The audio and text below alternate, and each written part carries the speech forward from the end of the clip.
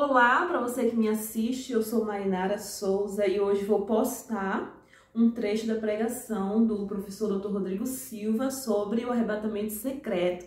Para contextualizar aí, para você entender o porquê que eu estou postando esse vídeo, porque prometi para algumas pessoas que ia postar esse trecho, essa pregação do Dr. Rodrigo Silva, porque eu estava fazendo parte da plateia das gravações sobre a volta de Jesus, e lá também sortearam livros, cursos, e eu tive o privilégio de ganhar a Bíblia e o Antigo Egito. Fiquem com o vídeo, eu espero que vocês gostem bastante, para vocês estudarem, pegarem a Bíblia de vocês, riscarem, marcarem. E também ficar atento a dois pontos altos dessa pregação, que será com certeza a palavra de Deus, os trechos da Bíblia sobre esse assunto, e também o ano, o século, na verdade, em que esse pensamento foi introduzido no cristianismo. Então, estão preparados para estudar a palavra? Então, o próximo vídeo será sobre a pregação. Aquilo ali dentro de um movimento cristão chamado Irmãos de Plymouth. E esses irmãos de Plymouth começaram agora a pregar que antes da volta de Jesus, a igreja seria arrebatada para não passar pela grande tribulação. Tempos mais tarde, essa interpretação ganhou popularidade através de uma Bíblia anotada chamada Bíblia de Scofield. E essa Bíblia, então, se tornou muito vendida, muito popular, e hoje muitas pessoas acreditam no arrebatamento secreto. Mas não todos os cristãos evangélicos, católicos muito menos, na igreja católica não tem isso, nas igrejas ortodoxas não tem isso, e muitos cristãos evangélicos protestantes também não aceitam essa visão. Então vamos lá. Por que não? Vamos pegar os textos-chave que as pessoas falam do arrebatamento. Um deles é Mateus capítulo 24, verso 40. Esse é um texto usado para falar do arrebatamento secreto. E por que eu o vejo de maneira diferente? O texto é o seguinte, diz assim, Mateus 24, 40, então dois estarão no campo, um será levado e deixado o outro. Duas mulheres estarão trabalhando no moinho, uma será levada e deixada a outra. Então muita gente fala aqui, Rodrigo, está claro. Na volta de Jesus fala que um será levado e deixado o outro. O curioso é que os maiores teólogos que defendem o arrebatamento secreto não usam esse verso para falar dele. Sabe por quê? Porque isso aqui está depois da volta de Jesus. E o arrebatamento tem que ser antes da vinda gloriosa de Cristo. A vinda gloriosa de Cristo está aqui do verso 29 até o verso 31. Então isso é uma coisa que acontece depois. E o que significa isso aqui? Eu vou dar para você uma interpretação que não é minha, mas de muitos comentaristas bíblicos. Olha imediatamente o que está no verso 38. Pois, assim como nos dias anteriores ao dilúvio, comiam, bebiam, casavam e davam-se em casamento, até o dia em que Noé entrou na arca, e não perceberam, até que veio o dilúvio e os levou a todos. Pegando o exemplo do dilúvio, quem foi salvo? Quem foi levado ou quem foi deixado? Quem foi deixado. Até que veio o dilúvio e os levou a todos. Assim também será na vinda do Filho do Homem. Então veja bem, fica nesse sentido Jesus falar, olha, será como no dilúvio. Lembra que estava o pessoal lá comendo, bebendo e tudo mais, até que veio o dilúvio e levou todo mundo que se perdeu. Assim será na vida do Filho do Homem. Uns serão levados, tomados, e outros serão poupados. Tanto é que a palavra deixados, que aparece aqui, que no famoso livro do Sheila Rei, Deixados para Trás, é interpretado como sendo os ímpios, não pode ser, sabe por quê? A palavra deixados, que aparece aqui no grego, é a palavra afiemi. Afiemi significa poupado, ou alguém que foi deixado. A palavra perdão vem daqui. Então, alguns serão deixados. Você pode ler Mateus 3, verso 15, Mateus 4, 11, Mateus 4, 22, 5, 24. A mesma palavra aparece que deixado quer dizer foi poupado, foi preservado, não foi levado. Então, ao contrário do que muita gente lê, quando Jesus fala, muitos serão tomados e outros deixados, os deixados é que são poupados por Deus. Os tomados são como os do dilúvio, que foram levados pelo dilúvio. É só ler o texto todo, você vê que a comparação que Jesus faz é com o dilúvio. A água do dilúvio leva o ímpio e a graça poupa os salvos. Outra passagem que muitos tomam para falar do arrebatamento é 1 Tessalonicenses capítulo 4, versículos 13 a 18. 1 Tessalonicenses capítulo 4, versículos 13 a 18.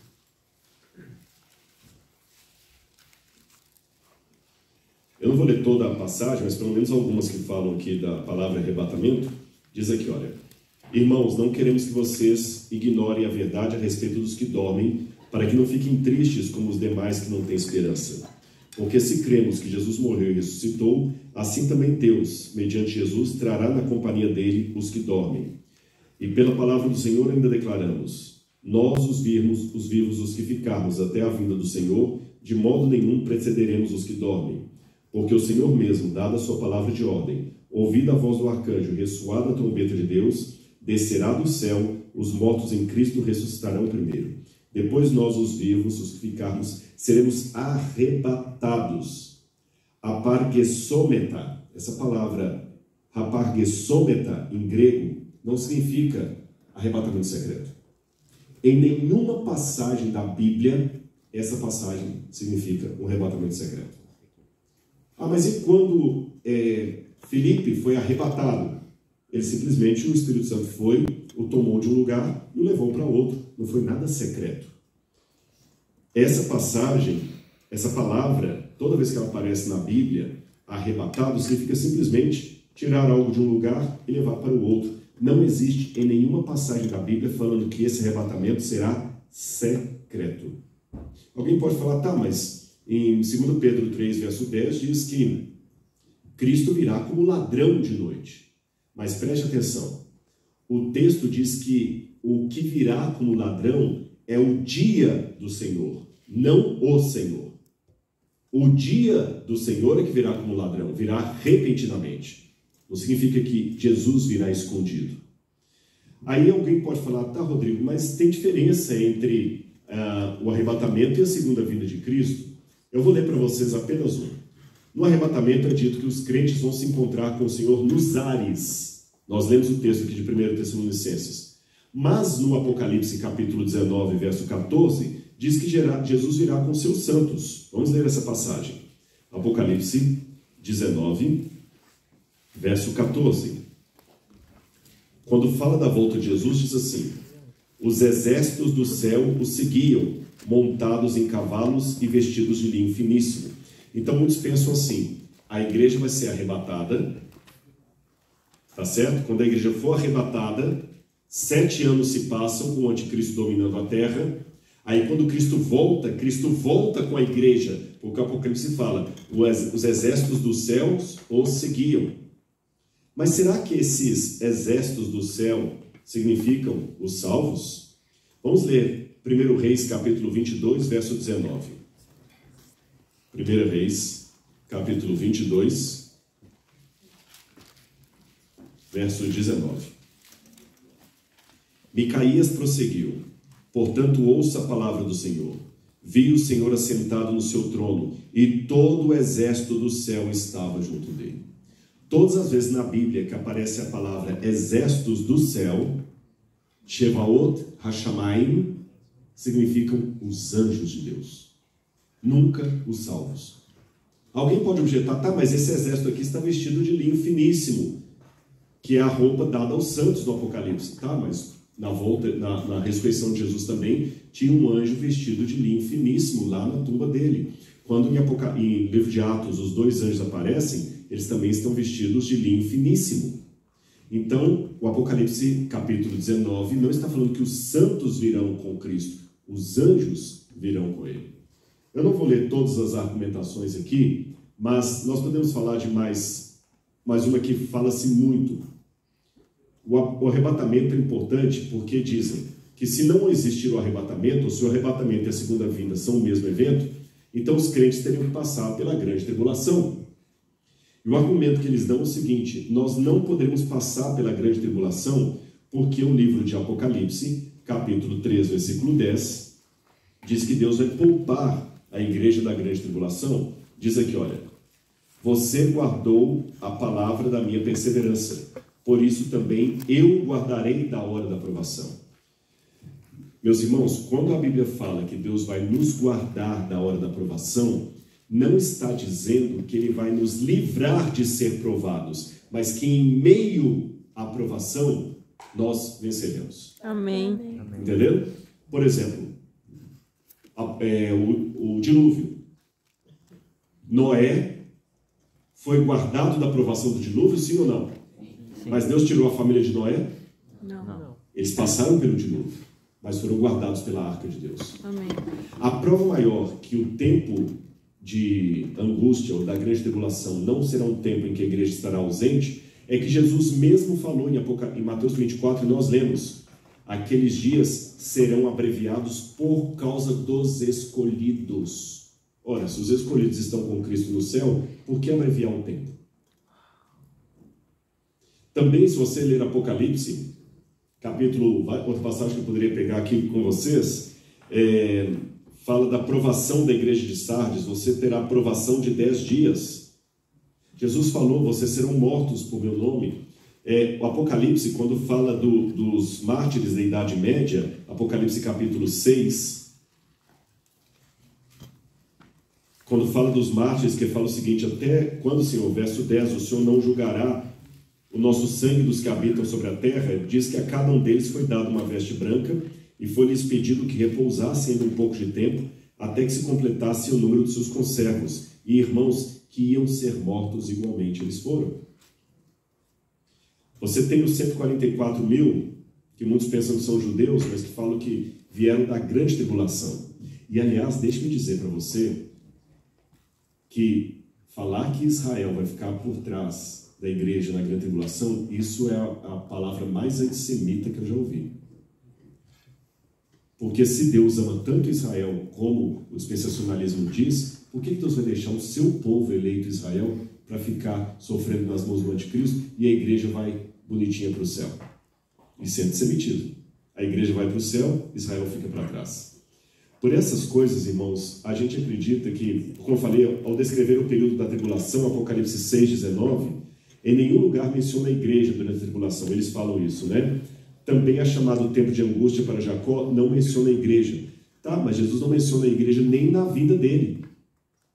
Ele fala que vai separar os cabritos dos bodes. A palavra igreja não aparece ali.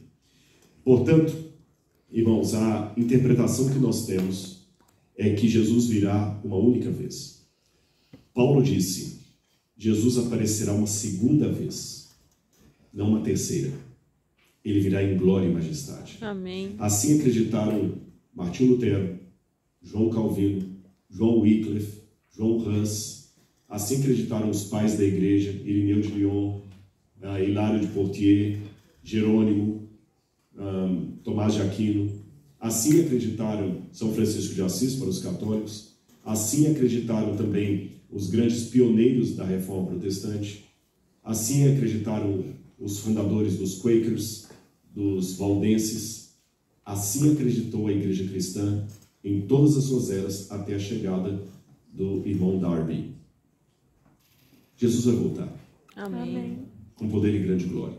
Amém. Eu estou guardando esse dia. Quisera eu ser poupado da grande tribulação, mas se o Senhor quiser que nós passemos por ela, Ele estará conosco. Amém. E você pode até discordar de mim de alguns pontos. Você pode até falar, Rodrigo, não, mas eu ainda continuo acreditando no arrebatamento. Tudo bem, não tem problema. Eu não dei aqui todos os argumentos por causa do tempo, mas eu mostrei alguns pontos para você entender que a doutrina do arrebatamento secreto é algo novo na história do cristianismo, do século XIX para cá. Antes ninguém tinha ensinado isso, é um ensinamento moderno, é um entendimento moderno, não faz parte da história do cristianismo como um todo.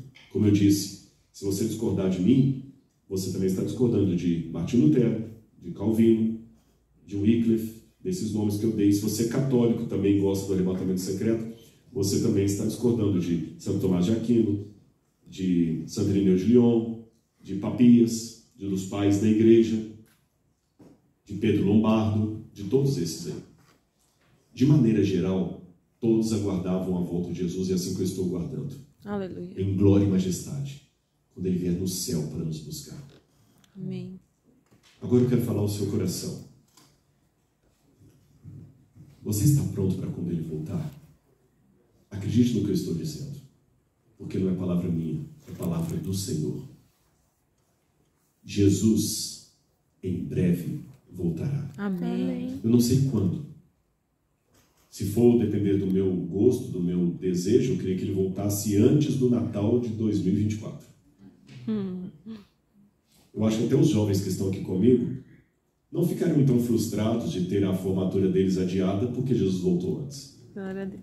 Porque o céu será muito melhor. Amém. E aprenda o resumo de tudo que eu poderia dizer. Olhe para mim agora, você que está aí. De repente eu estou falando nesse momento para alguém que está desalentado. Pode até ser que alguém que está ouvindo essa live está no hospital. Pode ser que alguém está numa cama com depressão, não querendo sair de casa. Alguém acabou de receber uma notícia hoje, um laudo médico que está com câncer. Deixa eu dizer algo no seu coração agora.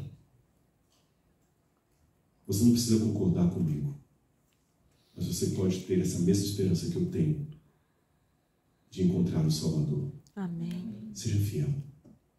E eu garanto para você, não em meu nome, não em nome de uma instituição, de um político, de um líder religioso, mas são palavras do próprio Jesus, porque eu prometi que ia mostrar para você o que Jesus disse sobre o fim do mundo. Ele disse que Ele estaria conosco até a consumação dos séculos. Aleluia. E Ele disse que Ele voltaria para nos buscar. Aleluia. E sabe mais? Tudo o que você está sofrendo hoje vai passar. Glória a Deus. E as coisas boas que você experimentou na sua vida serão apenas degustação de um jantar que não foi servido. Eu quero que Ele volte. Amém. Eu vivo a minha vida pregando a segunda volta de Jesus. Porque o que eu mais quero é levar pessoas a aguardarem Jesus comigo. Amém. E quando Ele vier, eu puder dizer: Senhor, por Tua graça, eu procurei pregar o Evangelho. Amém. E eu quero ter o privilégio de Jesus mostrar na multidão pessoas que aceitaram o Evangelho, quem sabe para uma mensagem como essa que eu estou falando para você. Deixa eu falar de Deus para você. Deixa eu falar de Jesus para você. Ele mudou a minha vida. Ele vai mudar a sua vida também. Amém. Jesus em breve voltará. Eu Com os creio. anjos do céu, com o som de trombeta. E Ele sorrirá para você naquele dia. Passará todo o mal, toda a dor. Tudo que está te machucando agora vai embora. Acredite em mim. São palavras de Jesus. Eu quero orar por você agora, mas depois da oração eu quero que você fique comigo, porque eu tenho um recado especial. Não desligue a live, meu. Senhor, eu não sei a quantos e quais lugares a minha voz estará chegando nesse momento. Mas te suplico, Senhor, em nome de Jesus, que o Senhor possa complementar aquilo que talvez a voz humana não deixou muito claro. Oh, Deus. Que o Senhor possa esclarecer aquela dúvida que ainda persiste. Amém, Jesus. E que o Senhor possa amparar aquele que ainda se sente desabrigado. Cuida dele, Senhor. Cuida de cada um de nós. Amém. Que o Teu Espírito agora acalme os que talvez estão aflitos. Aleluia. E dá a eles, Senhor, a esperança que também está no meu coração, de ver Jesus voltando nas nuvens com poder e grande glória. Porque Jesus em breve voltará. Amém. Ora vem, Senhor Jesus. Amém. Amém. Fica comigo que eu tenho um recado para você.